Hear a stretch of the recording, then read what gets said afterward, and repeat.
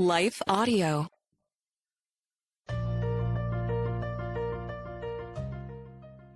Welcome to But Jesus Drank Wine, and other stories that kept us stuck. I'm Mead. and I'm Christy. In this podcast, we'll explore the stories that kept us, stuck, wanting to drink and not wanting to drink, all at the same time. Join us as we show you that freedom from alcohol does not have to mean a life sentence of misery and missing out, but actually means living an authentic life full of peace, joy, and purpose.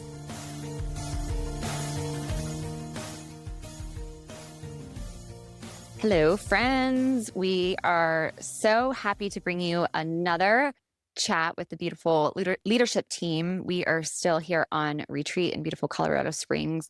And we were just talking about one of the hardest things. I know this is relatable to so many of us, and we think it will be to y'all too. One of the hardest things about thinking about changing our relationship to alcohol was thinking about the impact that it would have on our relationships and especially our friendships. And so today we bring you the many blessings and the truth of what the friendship shuffle looked like. And the really cool part is you get to hear it from not just, you've heard Christy and I talk about it, but we're going to hear from the lovely Jill, Sam, Tracy, Amber, Lauren, and Kelsey, who are going to weigh in on this as well. So tell me about when you were stuck in the drinking cycle, what did that fear related to your friendships changing? What did that look like for you? Did you ever feel nervous about losing friends or being left out if you were going to enter into this path journey situation of changing your relationship to alcohol? Hi, it's Christy. I'll just kick us off. When we were talking yesterday, well, I guess this will be last week for our dear listeners, about the biggest fear in starting the alcohol-free journey, my biggest fear was other people. My biggest fear was what it was going to do to my friends. My biggest fear was I going to be acceptable for the friends that hung around still and wanted to be my friend as kind of alcohol-free Christy? I was really, really scared. And I think I talk about in the book how I remember the day of standing in the shower, literally listing friend by friend and thinking, okay, I think I'll probably be able to still have a relationship with that girlfriend, but I'm pretty sure I'm going to lose that one because the basis of our entire relationship is alcohol. It was a really, really big fear of mine. And we get this question so much. And we recorded on it before and we haven't talked about it in a little bit. So I'm excited to get your gals' thoughts on this. But maybe also in addition, an expansion of that question is, what were the thoughts? What were the fearful thoughts? Because I think that our listeners can relate to hearing what was bouncing around in your head about other people. Hi, this is Sam. I think I was in a way more so worried about I think I depended on alcohol as my way to be funny and be the certain person in the friend group. So part of mine was more so, will they still like me if I'm not buzzed and cracking jokes? So it was sort of like how I made it my whole personality for a while. So how am I going to fit in? Am I still going to be funny? Are people still going to want to hang out with me if I don't have that glass in my hand? That sort of gave me the courage to come out of my box and be more outgoing. And that was my biggest concern at first. So relatable. Hi, this is Jill. So if you have heard my story, you know that I was really stuck in the drinking cycle of having those 2 glasses of wine 3-4 nights a week, mostly by myself. So when I think of the friendship shuffle, it was more or less just the socializing at my stage of life, because we go out to dinner, we have a nice bottle of wine, we go to the beach, we watch a sunset, we go to a friend's house and we bring a bottle of wine. It was just always kind of the thing that you did. So one of my concerns was, what if I'm not participating in those few glasses of wine now? What if I go to dinner and I say, no, I'm not having the wine? At first it was a little bit awkward, but then now it's 2 years later, I don't have any concerns about it because I just order the mocktail and I'm still socializing with everybody. They can have their margaritas and I'll have the one without alcohol. And it's so funny now because my husband will actually ask for the mocktail menu when we're out sometimes because he knows that I won't want to drink. And so I feel like it's just a blessing that he's looking to help me continue on this path and to and my friends don't look at me any differently, and I still have a lot of the same friends. So it really hasn't changed my friendship, but it's just changed my way of participating when I socialize. I don't need the alcohol. I never did, but it's still fun. It's still fun to go out to dinner. I still have the wonderful entrees, just not without the, you know, expensive wine. Hallelujah to that. I also think for me, it redefined what a friend was because I think when I was drinking, there were a lot of people that I considered my friends. And then after I stopped and alcohol was sort of removed, I realized that if I really got down to it, we weren't true friends. It was just people I would drink with. And when that was gone, no one really still wanted to talk to me or want to know how my day was or really learn anything about me and vice versa. They were just people who I would drink with. I wouldn't say I lost true friends because I don't know if we were ever actually friends in the first place. But then it also just strengthened those relationships that are true friendships because it showed me that to them it didn't matter if I drank. They wanted to spend time with me. They wanted to talk and hear how I was doing and just be together, whether there was wine involved or not. It wasn't as much losing friendships for me as just defining what actual friendships were. Yeah, and that's I think what we really wanna drive home today too is that this can start from a place of, like, fear and maybe anxiety of what that's gonna look like, but, like, you just hit on it, right? It ended up being such a blessing, right? Because you get to figure out who your people are. It just kind of reminds me of when we talk about the freedom from alcohol journey and really just like, I don't know, the sanctification journey in general and the pruning that comes, that there's so many things that the Lord has asked me to let go of or allow for Him to change or shift in a way. And it's that like wanting to control, I'm clinging to whatever it is. It's, maybe friendships. I mean, obviously relevant to this conversation, but it shows up in so many different ways. And it's not present here, but it just kind of reminds me of how God will call us out of something, but because He's calling us to something better. And it's just hard to see that and to trust that. I think that's where that was the biggest fear. I think we talked about this before too, but the biggest fear was how I'm going to change my relationship to alcohol. How is this going to affect all my other relationships? My people were so important. And when fear is driving, then we cling, we hold on to, and we don't want to let go of. But trusting that He is going to call me into something better, that was part of the process. And then He fulfills that in so many ways, in ways that I can't even imagine, as evident of the fact that we're like sitting here with these friends. I've said that before. God knew what He's doing when He didn't introduce Christy and me until we were on the freedom from alcohol side, because we would have gotten into some trouble together for sure. But what a blessing. Otherwise I wouldn't have met Christy and all of these beautiful ladies here. So anybody else have any thoughts on fears or what those fears look like to you? I didn't think I could be fun without alcohol. Like the first wedding I went to that I danced at, I was the dancing queen at weddings, but I had to be drunk. But I didn't know I could laugh. Like we've talked about that with like laughter just being such a restorative thing, but like I didn't know I could laugh so hard with people when alcohol wasn't involved. To jump on what Kelsey said, so I stopped drinking the beginning of August 2022. And that fall, it felt like everybody I knew was turning 40 and having a themed birthday party. And it felt like if I could dress up like a pirate or or in a toga or 80s or in a Kentucky Derby hat and do that without drinking, that I could learn to socialize in any sort of situation.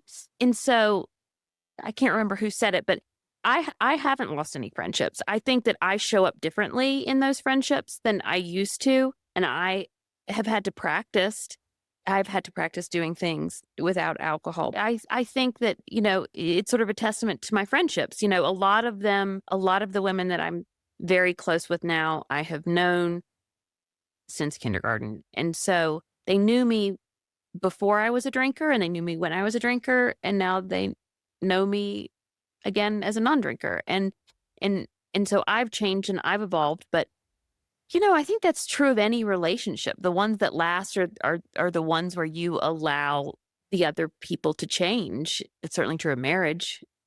And so as I've changed, I show up differently. But yeah, I think that those friendships have withstood that. And the best thing, to go back to what I was talking about, was getting out there and doing it without alcohol and practicing it even when it felt very awkward and uncomfortable, and donning ridiculous costumes, I think sort of definitely helped. Okay, so what's one thing that you used to do with friends with around alcohol that you don't miss at all now? Come on, Miss California. Christy here. I think one of the things that I really, really don't miss is that we would all get really, really drunk together and we would like commiserate about how hard our marriages were, how hard our kids were.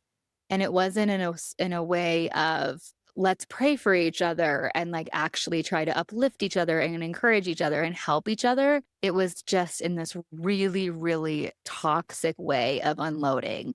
And the thing that makes me literally a little bit sick to my stomach when I think about it is then we would get together the next night and do the same thing and say the same things, right? Because we wouldn't remember what we were like unloading about. And so totally and completely different than like, let's say how we spent this morning where we were like sharing and encouraging and praying for each other. It was just it made me even more depressed and sad because there was zero healing out of it.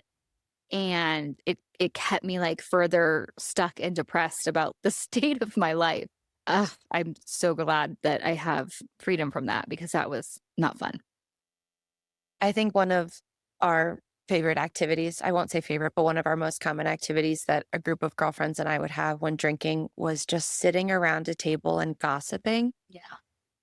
about who's marrying who and who's divorcing and who's doing this. And it just was so toxic. And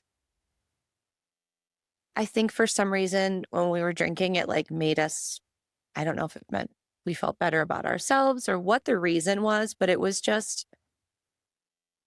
yeah, it sort of bonded you. And it felt like it was bonding, but it wasn't true bonding because talking about other women and their lives is not something that bonds you. It's just not nice. And I actually, yeah, looking back, that was just, I'm not happy with the person that was doing that. And I regret it, but I'm so thankful that now that's not really a part of my life anymore.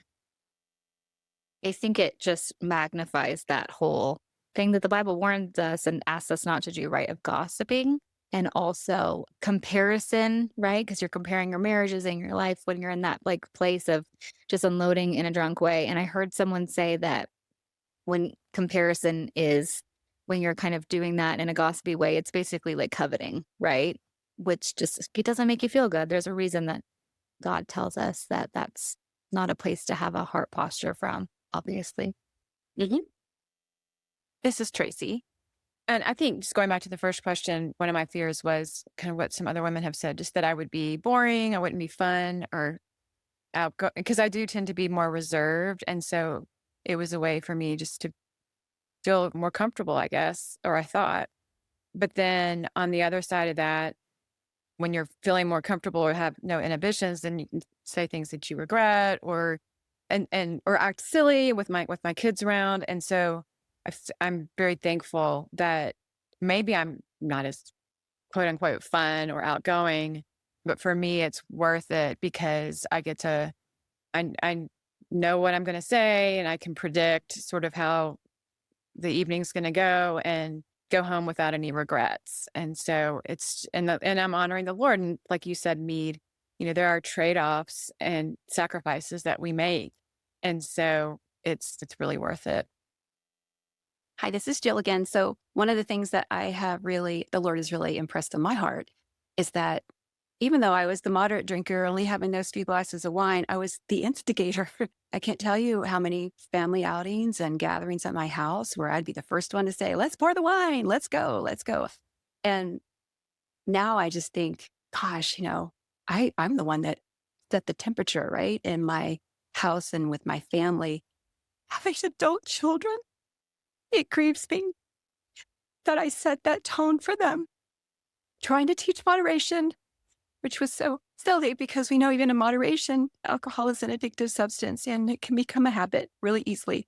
But sometimes when I can see old pictures of, all of us putting that glass of wine up and toasting, and now I just have so much fun with my family and with my friends without the wine. And I think, why did I even succumb to that? But the Lord has forgiven me, obviously. And I love seeing younger women make that choice now because I don't want them to be in my shoes someday. This wasn't meant to be a long conversation, but I'm no longer the instigator of the wine drinking, and I can just chart a different course for them and for me. And so now nobody expects me to have the wine. Nobody expects me to open the bottle and to have it sitting on the counter waiting for everybody to come. And we still have just as much fun, just as much rich conversation. And I noticed that my family and friends do not drink as much when I don't initiate. And that also grieves me. And I'm thinking, how many times did I say, let's have wine when they probably didn't want it, in my zeal to teach moderation? And this is how we drink. But now I know better. And the Lord is making that very clear to me now. And so I'm so grateful to be part of this community because it just constantly reinforces that this is the best choice for me. This is God's best for me. And it's what I want for my friends and family too, should they ever be in my shoes. Going back to, I think, one of the earlier questions, what was one of your fears? I feared that it was going to be the thing about me that everybody was going to notice when we were socializing. And I think it was in one of Laura McGowan's books where she talks about it sort of feels like wearing a bikini to Thanksgiving. And even if nobody cares that you're wearing a bikini, they're going to notice. And I found that it was almost the opposite, that like people actually don't notice. And I thought it was going to be just the glaringly obvious thing that I was the one at the party not drinking. And it was Christmas. It was a Christmas party. So this was, I don't know, 5 months after I'd stopped drinking. And it was a Christmas party where I'd had thoughts before about drinking while I was there. And I didn't. And I was talking to someone that I don't see that often. It was a crowded cocktail party. I was holding a glass of something non-alcoholic. In 10 minutes or so into the conversation, she said something like, "You look so great. You look really, really great." And I was like, "Oh, well, I stopped drinking several months ago." And she's like, "Wait, you're not drinking?" And she thought that I'd been holding an alcoholic drink in my hand the whole conversation. And it really just drove home for me, like, 1, no one is noticing. 2, no one cares. And 3, this party is I'm having the same experience, a better experience than if I'd been drinking. But I wouldn't have gotten there without the practice of putting myself out there over and over and over again, because that's how it got easier for me.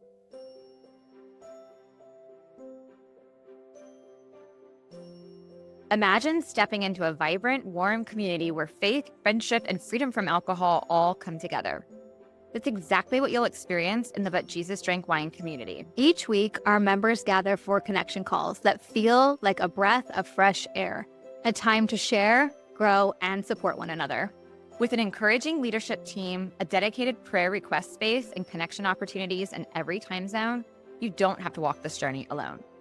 Plus, we bring you masterclasses with expert guests, optional book clubs and Bible studies, and so much more. And for those ready to go even deeper, we offer a small group coaching space called The Missing Piece. With weekly recorded coaching calls, it's a supportive place for women committed to breaking free from alcohol. We're here to hold space for sober and sober-curious women who love Jesus or are eager to reconnect with him. Wherever you are on your path, you'll feel seen, supported, and strengthened here. As one member described, quote, the BJDW community is unique because there's a connection between faith and freedom from alcohol that I haven't been able to find in any other online space or through my church. Ready to join the sisterhood? Head over to butjesusdrinkWine.com/community or click the link in the show notes to learn more. We can't wait to meet you. When you were just talking, Lauren, I was remembering I went to celebrate a really dear friend of mine. She's just such a dear, dear friend of mine. She moved to Singapore and she has a ton of expat friends there. And I knew it was going to be a really boozy, 4 days. And it was a really boozy 4 days. And it started out with all those questions of like, oh, you don't drink and da da da da da. But by day 4, when we were all at dinner and everyone was so tired from drinking for 4 days, they were like, okay, can you put your book on the group chat? And like, so how do you do that? And what does it actually look like? And I'm like, yeah, we'll pop the book there.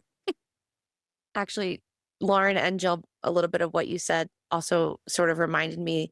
I think I was always the instigator too in the groups, and I was always the one suggesting another round or let's do a shot in between rounds. And so when I stopped drinking, I noticed in general, the people I was with were drinking a little bit less. And then twice it happened that by me not drinking, someone came to me and it sort of, they didn't want to drink either. But because there was one person in the group who was me who wasn't drinking, they felt more comfortable to not drink as well. So you might, if you choose to not be the drinker at an event, you might be able to help somebody else have the confidence to not do so too. The ripple effect. Yeah. And it just made me feel happy and like, not proud, but a little bit that I gave somebody else and I don't even know if they were struggling. So I don't know if the courage needed to be the right word, but they just didn't want to drink that night either. I opened the door. Yeah. And having another person who wasn't allowed them to make that choice too. So that's happened twice that I'm like, that's awesome that the ripple effect, like you said. So I was thinking about, Sam brought up a good point about being like the ripple effect on friends. And I was only coaching with Christy for a month or 2 at this point. And I was throwing a New Year's Eve party. So it was at our house and not a lot of people had been, like I haven't hung out with people yet where I've been around them drinking. And so I was really navigating like, how am I going to do this? What's my game plan? How am I going to stay up until midnight and be fun? And I really wanted to show my friends that I'm fun and that I'm not judging them and that they mean a lot to me. So I kind of prepped the girls. We had like a girls chat and I was prepping them that, okay, I'm not drinking, kind of like saying like, this is still happening. I'm going through with this. And after the group chat, one of the girls messaged me separately and she was like, honestly, thank you so much for saying that because I have been thinking for days how I can come to this New Year's Eve party and not drink. And she's like, and now I have a way to do this. And it brought me to tears. I was just like, oh my gosh, this is just like, it's awesome. It's the best feeling ever. I was thinking about the question of like, what's one thing that I would do with friends around alcohol that I don't miss at all? I don't miss choosing my social life over my family's, what's best for my family. And what I mean by that is our life revolved around the weekend and what we were going to do, or the little weekend, Thursday night or Sunday, fun day or whatever, where that's what we looked forward to. And we would have family time if there was nothing else going on. Like the family came second to what we were doing with our social life. And so I don't miss choosing my social life over my family time. And not that you can have a big social life and you can have family time. And so this is not saying you can't have both. It's just saying that I know for me, I was considering more what I wanted to do and going to friends' houses and having just one more and having the late night dance parties, keeping the kids up way past their bedtimes, tucking them into bed, if at best tucking them into bed, hazy, foggy, waking up the next morning, not totally remembering tucking them into bed. Most nights when we did that, we weren't tucking them into bed. We weren't praying together. We weren't having family supper. We weren't playing games with each other. And so that's something I don't miss. And that's been one of the biggest blessings of allowing the Lord to just grow me and transform me so that I can realign my priorities. I like hashtag hard relate to everything that you just said. And I just want to speak really quickly to the woman that's listening right now, because this is what would, if I had heard that, I would have been like, no, but like my friends are more fun. And I don't, that tucking your kids and being present for your family sounds unfun and lame. And because that's what I would have thought if I would have heard this when I was stuck in the drinking cycle. And so I think if anything we want to impart to you, dear listener, is that there are so many blessings on the other side of this. And so just be open to the possibility of the fact that that opportunity to put your family first is one of the greatest gifts of this. And if that feels so incredibly out of the scope of imagination or unattainable, then I hear you and I'm with you. But it is so possible that God has more for you than the late night dance parties and all of that. So I just wanted to add. Late night dance parties with your kids sober. Yeah. Yes, early evening dance parties with your kids are so much more fun. Oh my gosh. Supper time, instead of pounding wine while I'm making supper, like we're going to turn on some jams and we're going to dance and sing in the kitchen. I'm so curious if y'all could share if you had a definition for what friendship was when you were stuck in the drinking cycle. Is it the same definition that you have, like what friendship is now? How you would define friendship? Is that different? I think for me, the difference is just the realization of quality over quantity. So I think a friendship when I was in the drinking cycle was someone that you saw often. And now it's someone that you truly don't see that often, at least for me as a mom with young children, but the quality of the time that I do get to spend with that person. So yeah, quality over quantity, where I think before it was like, oh, if there's people that I see 2 nights a week out, that means they're my friend. Sam, you bring up an interesting point. Quality friendships, like how do you know what a quality friendship is now? Like what does a quality friendship look like that's different than when you were stuck in the drinking cycle? Like how do you know it's quality now versus before? I think the big thing for me is I can talk about my relationship with Jesus and also be completely vulnerable in a way that's not like how I was talking about before, where it was just like this toxic, like sharing dump situation, where it actually is a stepping stone to healing. And that is what fosters true connection in a friend. And that's what's so beautiful about this community is that even though we only get to see most of you gals over Zoom, because of that ability to share vulnerably about our alcohol stories, it automatically just bonds us in the most beautiful way. This is Jill again. So I think too, with the friendships, they haven't really changed as much, but my heart has changed in that I have more headspace to give to the Lord and to what he might do in that friendship. And even though having a few glasses of wine with a friend, I'm not going to be so out of it that I can't have a God conversation, but not having the wine in my system and not thinking about it all day and not regretting it after the fact gives me more time in my head to just spend with him and asking him how I can encourage this friend, or maybe I just need to sit and listen and just be more attentive to the Holy Spirit. And so I feel like my friendships have been more deeper because of God's work in our lives, in my life, and in theirs too. So it gives me more opportunity to be the hands and feet of Christ without the wine muddling my mind. I think I've said this before, but vulnerability is the without vulnerability, you can't have meaningful connection. It's just a fact. Like, it's just a fact.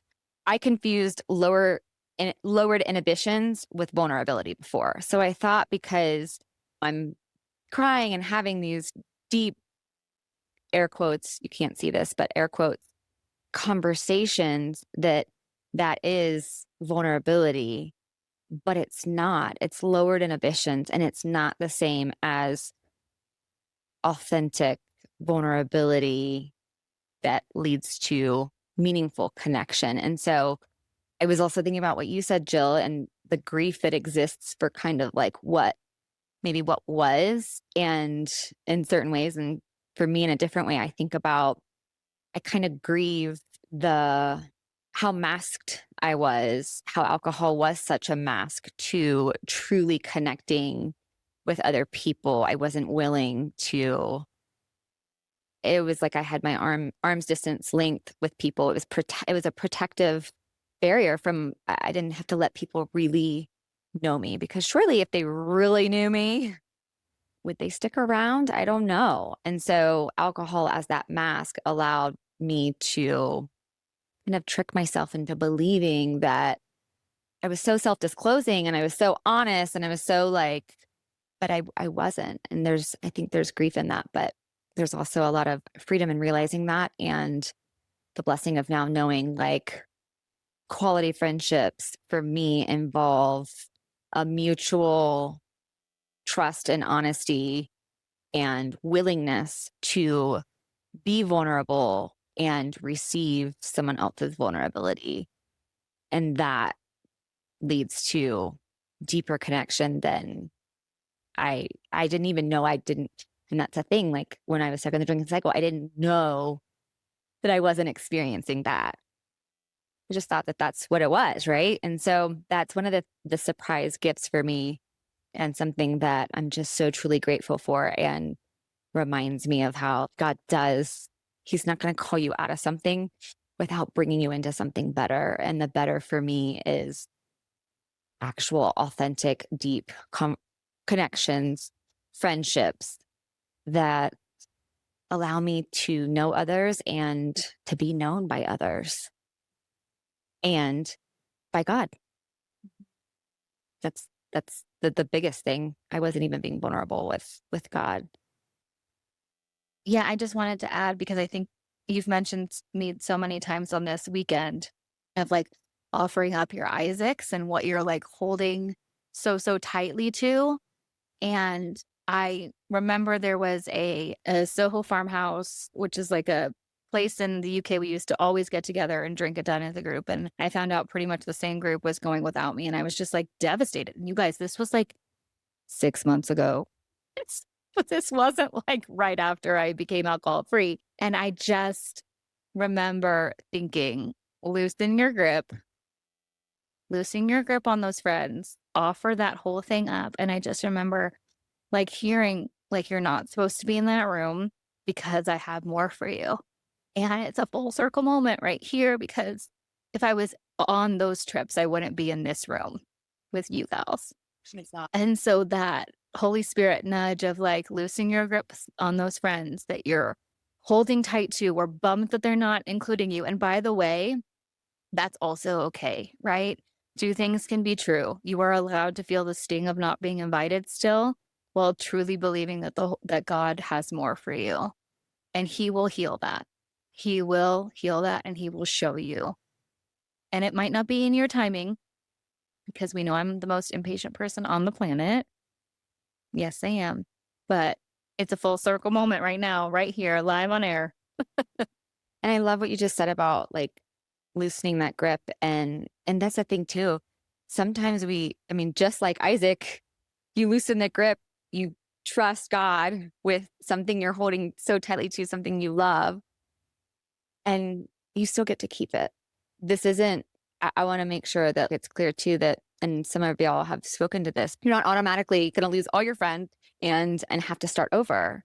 But so I guess that would be kind of my question to even the listener too, is just, what are you holding tightly to that maybe isn't allowing you to step a little further into freedom on your journey from alcohol? And if it's friendship, if it's your friends, I promise it'll be better no matter what it is. And it may be the same friends or it may be different friends, but either way, it's going to be better. Either way. So what do you have to lose? One of the things that I think has been such a profound realization too is that as God brings women into your life, friendships into your life, that they serve different purposes in the most beautiful way. And so I think that's just a good note of encouragement of also the pressure is off. Not every woman's going to give you every single thing that you need. And you might like have older friends that give you this beautiful wisdom or younger friends that you get to encourage or whatever it looks like. I think that's one of the biggest blessings. I was so sure what friends should be when I was stuck in the drinking cycle that it limited me in seeing what was possible for who God was maybe bringing into my life for a reason or a season. And I think similar to what you were saying, Christy, when I was stuck in the drinking cycle, I'm so narrowly focused on this. I didn't have the ability to be curious about or look for or be open to anything that was different, and how much maybe God had for me that I missed, which is okay now because of what I'm experiencing now. But yeah, it changes everything when you're open to the possibility of what he has for you. It might look different than what you think, but it's always better. And it's always what's best for us. Something that I didn't know that I was doing when I was stuck in the drinking cycle, and just slowly in the Lord's kindness, he revealed to me after freedom from alcohol, just little bit by little bit, that I was looking for my needs to be met by important people in my life, including my husband, including my friends, including family, including all my people, and to meet my needs in a way that I know now can only be met by God through Jesus. That's something that has been just a true understanding now, opens up that ability to be what is possible when I'm secure in my friendship. Truly, I would say, like I was getting ready to say, my relationship to Jesus, and I just changed it to friendship because that's what it is. I have a friendship with Jesus that is better than I could ever expected or wanted. But I was expecting, I think, that kind of deep friendship and needs to be met in a way that only Jesus can. And that was waiting for me on the other side of freedom from alcohol. And I didn't know. But what a friend we have in Jesus. When you just said that, it literally took me back to the shower moment of like, all I wanted was acceptance, right? All I wanted was acceptance from those people. And we just have that. We have that already in Jesus. And then when we realize that if we're playing for an audience of one, and that God's eyes are the only eyes that matter, and who he says we are, that's what's true about us. I don't think about wanting to be accepted or belonging. I don't have to like manufacture that. I don't have to like cling to that. I don't have to try and manipulate that. I don't have to try and get that, because my foundation is set and in through Jesus. So, dear listener, we just want to encourage you that friendships after alcohol can change, might change, but change doesn't mean loss. It means growth, and growth brings blessings. What once revolved around a bottle now has space for laughter that's remembered, conversations that go deeper, and connections that are rooted in truth and love. So if you're listening and you're afraid of what you might lose, go read about Isaac in the Bible, the story of Abraham and Isaac. Trust God. Take courage. You're not in this alone. We're with you. We're cheering you on. And we'd be honored to welcome y'all into our friend group in the community. We love y'all. We'll see you next Monday. Before we go, if you're craving real connection and want to talk more about what we've shared today, come join us in the BJDW community. It's where these conversations continue, and we'd love to welcome you in. You can find all of our podcast episodes at butjesusdrankwine.com. And don't forget to follow us on Instagram at butjesusdrankwine. Take a screenshot of this episode and share it with a friend or two. Be sure to subscribe so you never miss an episode. And if you love what we're doing, we'd be so grateful if you left a review on Apple Podcasts or Spotify. Your reviews help more women who feel stuck and alone in the overdrinking cycle find the hope and encouragement they've been praying for. Finally, we'd love to shout out the incredible team at Life Audio for their partnership with us at the But Jesus Drank Wine podcast. We invite you, dear listener, to visit lifeaudio.com, where you will find dozens of other faith-centered podcasts in the Life Audio network. Shows about prayer, Bible study, Christian parenting, and more. Thanks, friend. We appreciate you so much, and we'll see you next week.